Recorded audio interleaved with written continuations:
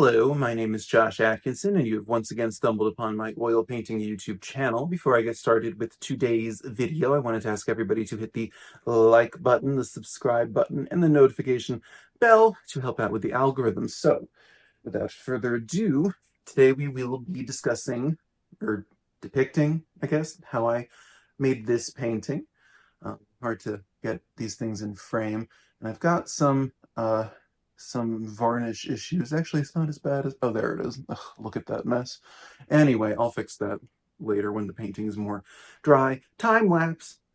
Okay, so now I am starting this painting. I'm starting out with oil sticks, the Sennelier ones, and um, you know, I don't know. I still just don't exactly understand how to use them and then transition into regular oil paint from the tube, but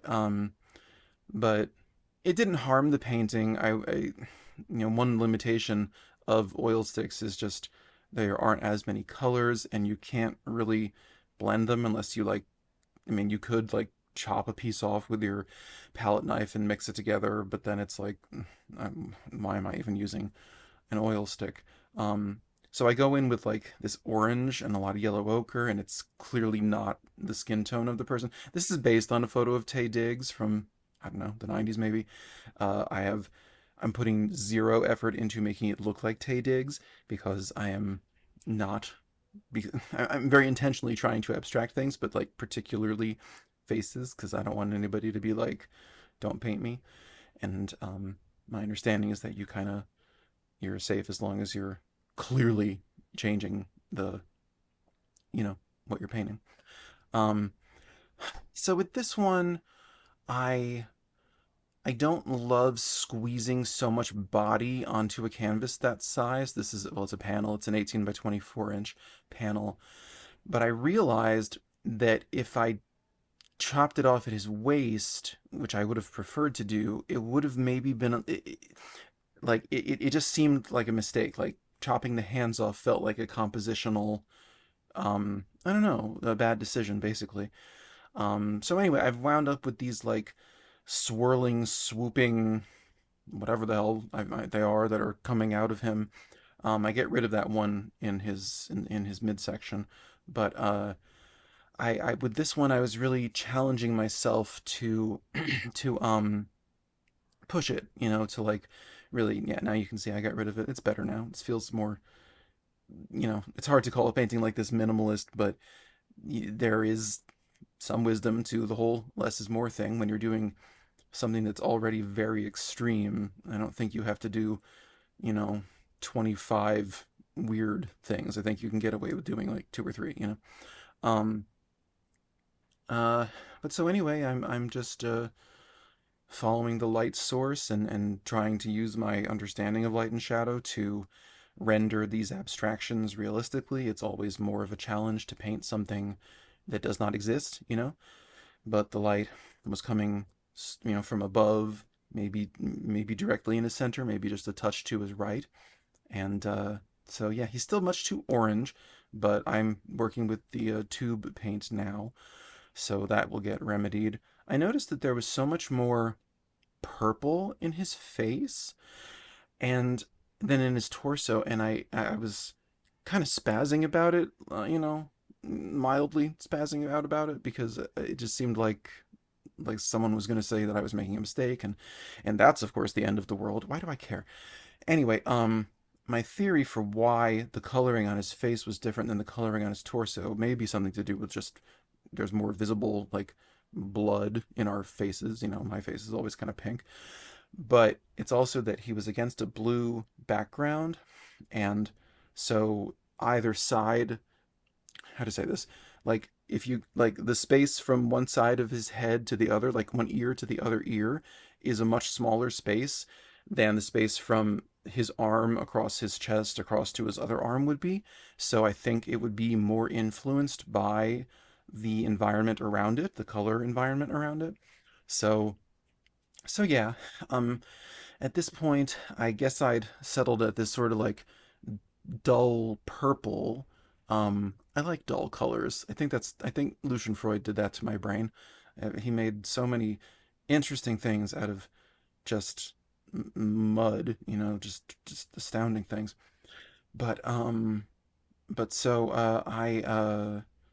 know I change it to black, but then I give it a bit of a blue just behind the head, just to make it pop a little bit. Because I'm trying to, I don't know, I'm trying to get to the point where I can do more things with backgrounds, like maybe do landscapes, or interiors, things like that. Um, I don't want it to always just be a black background or just a sort of abstracted, um, non-representational background, actually. But so anyway, I think I'm halfway through the time lapse, so like and subscribe for your immortal soul. I now I don't always like doing this, or rather I don't like that I'm doing this all the time. But sometimes when I abstract something, I go in immediately with like crazy different like abstractions, and then other times I try to get the painting to a place of like credible realism, and then I abstract once I've achieved that. I guess this is a little bit in the middle. Obviously, everything from his like, nipples up has got plenty of weirdness going on, but pretty soon I will start to depart from the realism of his spectacular body, um, and start kind of like, God, I never know what the right word is for what I'm pulling off with these paintings. Um, I don't know. I just find more shadows and just kind of invent anatomies and take them away and bring them back. And I don't know. I don't really know how to explain it. I've been applying to some things, and it's a lot of these places want like artists' statements and statements about specific paintings. And I've thought a lot about, like what do I think about a lot, and I think a lot about, you know, being a communist, being frustrated by America and the fact that we've got more money than any other nation, but we don't provide universal health care when every other industrialized nation does. Things like that. Um, I've I had my first biopsy last year. It ended up being nothing, but coming from a family full of redheads, we skin cancer is a reality for us, and my mom has had plenty of experiences with it. Her father had plenty of experiences with it. Those are the redheads in the family. Um, anyway, I just kind of, when being asked on these forums like why are you painting what you're painting, it's all that really I can think to explain these images with is like anxiety about what my body could become with certain illnesses. um I've seen skin cancer things in person that are like bizarre. I mean, the number of shapes that it can take is kind of limitless. Like they can look like a translucent marble, and then some other times they can look like a like a carrot, like a pointy sprig of something. Like my mom had things like that. I mean, it just, I don't know. I'm not saying, personally I hate that artists are like asked to like self psychoanalyze, because it's like, as David Lynch always said, like the movie is the answer. Like you don't have to explain it. If you made the art, that should be enough. But that's not how most people, I don't know, seem to want it to be. So so those are just the thoughts that occur to me about why I'm drawn to these things. You can see well, my head is in the way now, but I've done some weird things to his abs and some weird things slightly to his hands. Um, I'm blocking everything I'm talking about right now, but I'll get out of the way soon. Um, yeah, so I don't know. I know I have a lot of anxiety about the fact that you need to be really rich in this country to feel safe, health wise.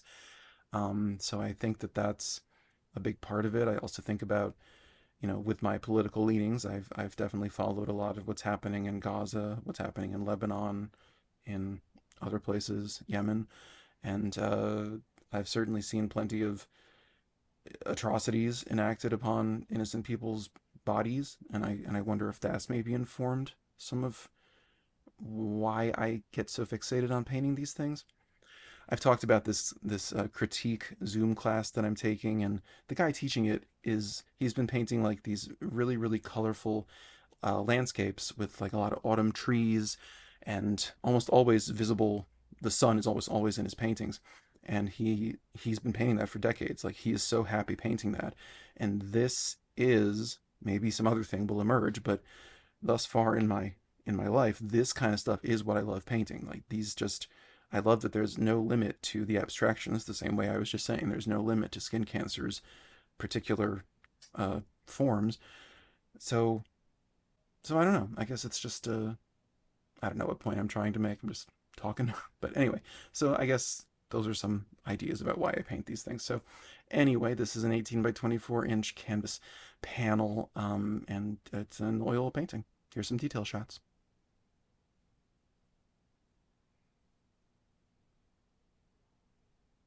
So then, yes, that is how I arrived at this painting. Um, it's well, I don't know. It's I don't know. It's a good painting. I like the painting. I wouldn't be showing you otherwise. Um, it's I just sort of took big swings, and I like the way that it turned out. So so I don't know. That's all I can really think to say. So if you enjoyed this, it would be great if you could subscribe because I'm trying to hit monetization, which requires 4,000 hours watched. Yeah, that's true. Who has that kind of time? Anyway, um, so if you could watch a long form video, such as or rather, the last video, which was about this, which I released today because it was short because I accidentally deleted most of the time lapse, or the previous week, um, which is a regular long form video, 10 or 12 minutes, more surrealistic, abstract kind of good stuff. So, so yeah, I guess that's all I need to say.